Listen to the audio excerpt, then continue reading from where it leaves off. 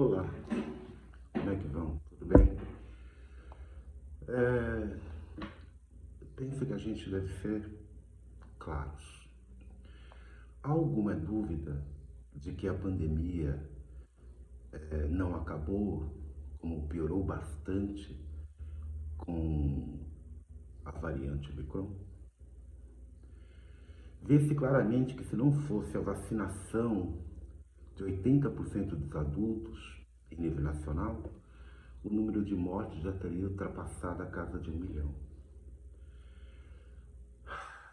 São vidas levadas pelo vírus e pela política desastrosa de saúde da maioria dos governos municipais, estaduais e federal.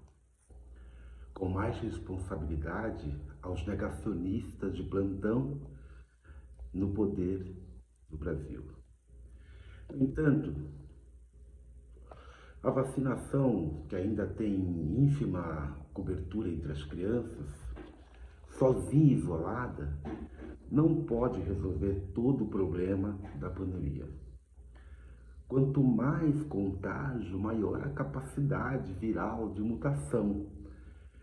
E com isso a vacina corre o risco de ficar obsoleta. Bom, para os laboratórios. É horrível para a população mundial, já que não havia e nem parece que haverá a quebra das patentes dos insumos, produção e da tecnologia vacinal. Tal é o compromisso mundial com o capitalismo, mesmo que isso signifique a morte de milhares de pessoas.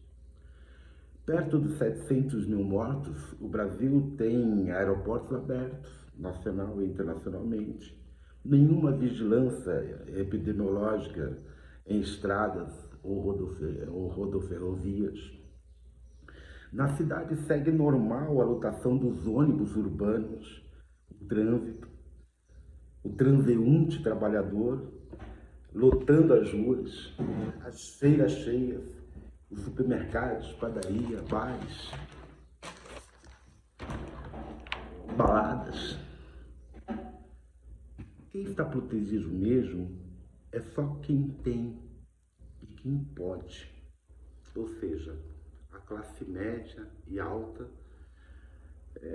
que está em trabalho remoto ou comandando suas empresas pela via dos capatazes, industrial, comercial e parte, é claro, dos servidores públicos.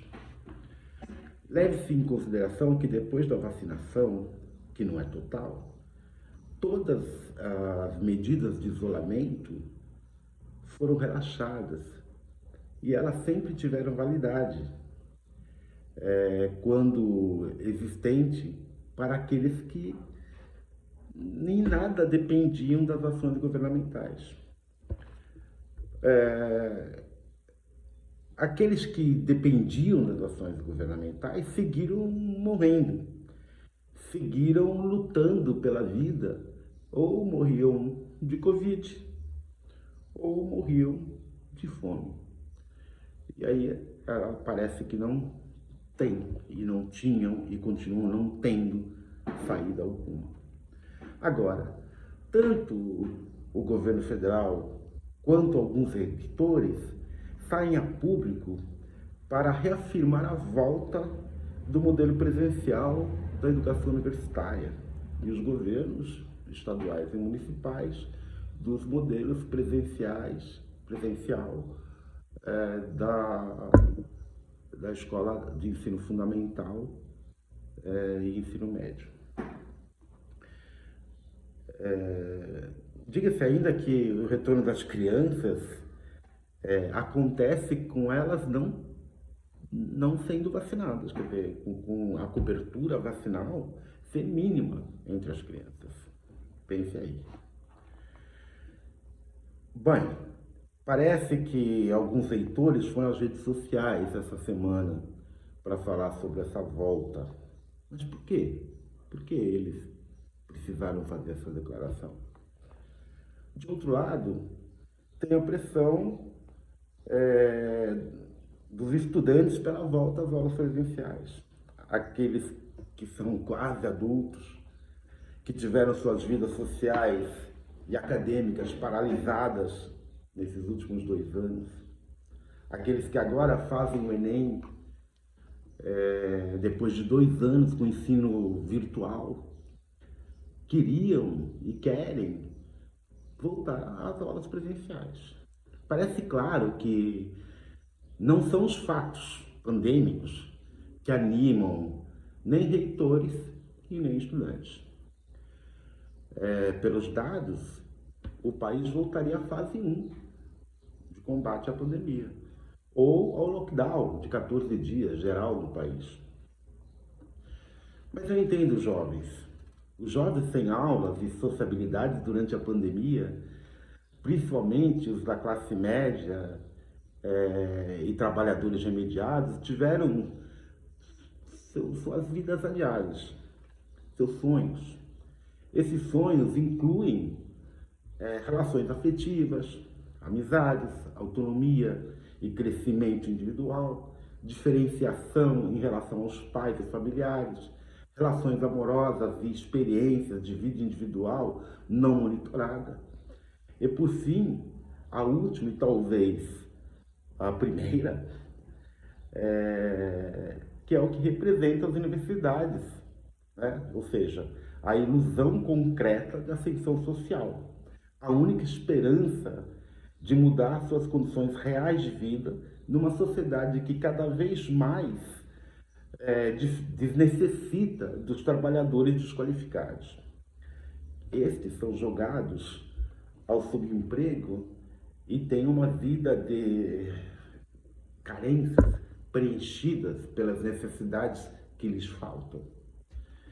Desse ponto de vista, há que se concordar com os jovens que o ensino virtual não traz as condições de sociabilidade concreta, ou seja, esse corpo a corpo, né?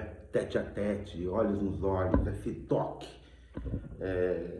mas traz outra, precária e intocável. A volta às aulas presenciais, então, trará uma questão de saúde mental para essas pessoas, né? Para esses jovens que precisam retomar a vida, apesar das condições pandêmicas francamente adversas. Mas não parece ser essa a compreensão de alguns reitores, governos, que respondem à pressão social justa com certa irresponsabilidade. Por exemplo, apesar de anunciarem um retorno e que vão fazer medidas de biossegurança, não anunciam essas medidas. Por exemplo, quais as medidas concretas de biossegurança que os governos tomaram para o retorno às aulas presenciais? Há acaso kits de testagem de Covid na entrada das escolas? Há acaso obrigatoriedade para assistir às aulas presenciais só com comprovação vacinal? Há, aos que não se vacinaram, a garantia de acesso às aulas de forma não presencial, com transmissão delas para os alunos em questão? Há acaso uma ação dos governos federal, estaduais e municipais de horários alternativos na indústria, no comércio e nas escolas para que não haja superlotação dos ônibus e possa então não ser os ônibus, o transporte, um fator de propagação do vírus? Há acaso a fabricação e a distribuição farta de máscaras de segurança e de álcool gel? Há o escalonamento em horários diferentes das turmas escolares para evitar propagação viral por aglomeração?